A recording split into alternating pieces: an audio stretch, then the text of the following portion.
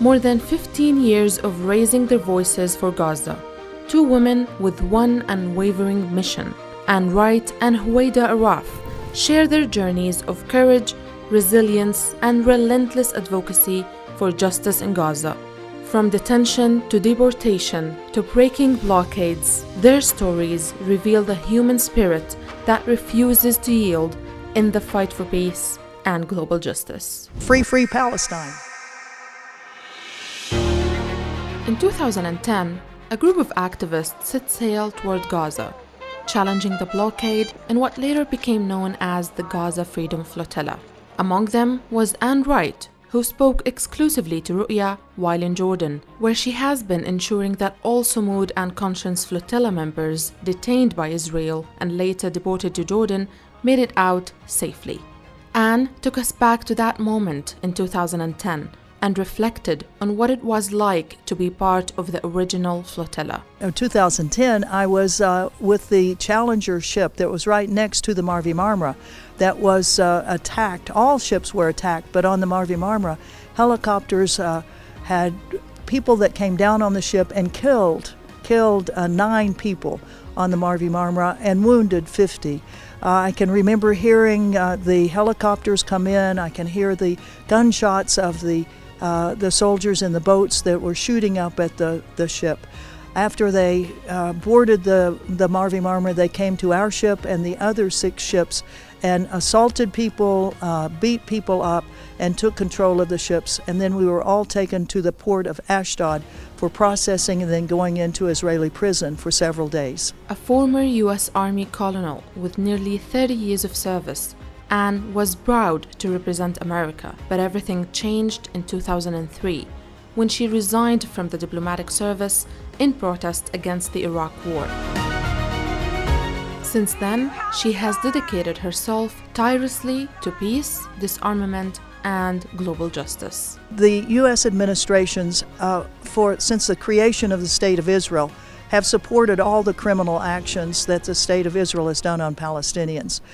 So the Trump administration has broken from the protocol of the United States by helping broker a ceasefire, for which we are grateful. But we do not trust the Israelis, and we are very hesitant about trusting the Trump administration and what its ultimate goal is. We do not want a Trump resort that is built in the beautiful shores of Gaza. Gaza must be for Palestinians and not the international community to make it a playground for internationals. It is Palestinian lands to be run by Palestinians, and we cannot allow the international community to come in and make it an enclave of the internationals. Oh, we definitely will have future boats going to observe what is going on with the reconstruction of Gaza, and particularly if there's a ceasefire, if the Israelis break a ceasefire, our boats will go very quickly. It is important, as the boats are the symbol of international citizens' outrage about what Israel has done, the criminal actions of genocide and of ethnic cleansing. So we will not stop boats just because there's a ceasefire. It is incredibly important that we, the citizens of the world, continue to put pressure on our governments to say no to the genocide, no to the ethnic cleansing, and Palestine, whether it be in Gaza or the West Bank, must be independent and free a nation. Another familiar name in the struggle is Huwaida Arraf, one of the few activists who actually broke the blockade back in 2008. Huwaida shared with us what that moment in 2010 meant to her.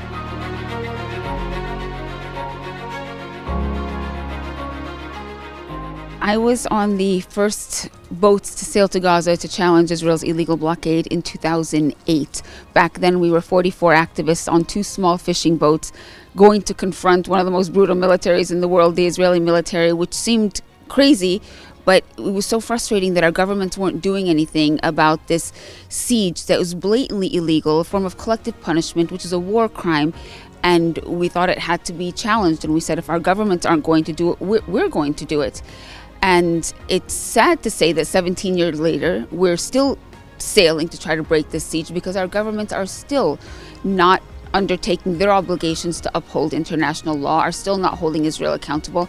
It should be our governments that are out there breaking this illegal siege, but as long as they continue not to, we will do it. We have grown now from a few dozen activists on 2 small fishing boats to hundreds and hundreds of activists on dozens of boats in the last flotilla. And it's not just that, it's millions around the world that are with this movement, this kind of global solidarity, this global civil society that is rising up, frustrated with our governments and determined to support Palestine and to do what we can for Palestinian liberation. One of the most beautiful in my life, honestly, it was the summer of 2008. It was the first time we were sailing, and Israel was threatening to stop us, to forcefully stop our boats, and we sent a message back saying, do what you want, we're not turning back. And our intention, we didn't actually believe that we were going to make it all the way to Gaza, but we wanted to expose Israel's policies, because Israel's propaganda is that everything it does is about security, and it vilifies Palestinians, and it was marketing its siege on Gaza as a security measure. So we said, here we are, activists from the United States and Europe. We're on small fishing boats that constitute no threat to Israel. So if Israel attacks us in order to stop these boats, let it be clear to the entire world that Israel's policies have nothing to do with security and have to do with punishing the Palestinian people. And this is illegal. The world should not accept it. And so we prepared for every scenario, really, even possible death. And we set sail. And at the last minute, Israel backed down. It did not confront us. And we realized that, wow, we're actually going to make it to Gaza, which we did not expect, and which was the only scenario we had not prepared for in all of our preparations. But as we neared Gaza, and I could see like the port, I thought all of these beautiful colors of Gaza, and as I got closer, I saw that these colors, I thought they were originally rocks on the port, but they were people, just swarms, thousands of people that came out to meet us so beautifully, with so much like love and welcoming and joy and gratitude. And it was really us who were grateful to the Palestinian people, who were struggling every day for their very survival, up against, this brutal, not just military, but government, supported by our government. So the love and the reception we felt is something that I really had not experienced before. And it's something that's hard to explain, how a people who have never seen a day of freedom in their lives, have seen only Israeli brutality and the complicity or just non-action of the government, total indifference of the world, how they could still hold on to their humanity and so show such love and compassion and humanity to others. When you contrast that with Israel's propaganda about the Palestinian people, it's shocking. But it was one of the most beautiful moments of my life to be welcomed in such a way. Of course, I'm Palestinian, but I was born in the United States, and Israel is always trying to divide us. Palestinians from 48, or Palestinians from the West Bank, or Palestinians from the diaspora. And I felt very much that I was coming home to my family in Gaza. Just last week, during her latest mission on the Conscience flotilla, Huwaida was again detained when the Israeli Navy intercepted the ship, along with all other activists on board. 2 women, 2 journeys, still sailing against the tide, undeterred, unyielding, and united in their fight for justice and for Gaza. Yeah, my final words are free Palestine. Thank you. Thank you.